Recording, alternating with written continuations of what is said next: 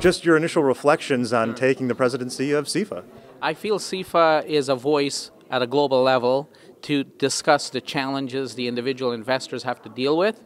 And I also believe practitioners, IFAs like myself, and millions all around the world are dealing with some challenging issues. We're today at a point, an inflection point, where somehow the sentiments are individual advisors feel overregulated.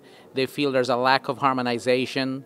There's product arbitrage. There's a number of things that make the job very difficult to deliver the possible outcomes to clients in the best possible way.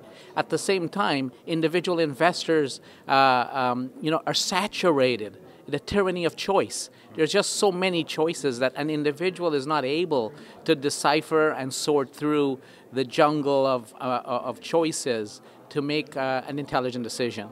And these two things create problems. So what our goal here, and I think what CIFA can be that voice of common reasoning in bringing all these stakeholders to the table and talk about how do we address these issues of complexity, volatility, uncertainty, and how do we solve ambiguous problems so that there are more transparency and disclosure to make informed decisions. Great. And a question on the theme of the forum, the economic model under attack. A lot of discussion both yesterday and today just about how do traditional models adapt with all this technology and with all this uncertainty that comes from the development of new technologies. What is your viewpoint on how best to approach this? Well, I think agility is the word of the day. Those that are the most agile, the most adaptive, are going to see technology. Both it is a threat if you're ill-prepared, and it is an opportunity to do things better, faster, cheaper, be more responsive. At the end of the day, businesses are based on their ability to delight consumers. Failure to delight them, or if they could get a more delightful experience elsewhere, that's where the opportunity is going to go.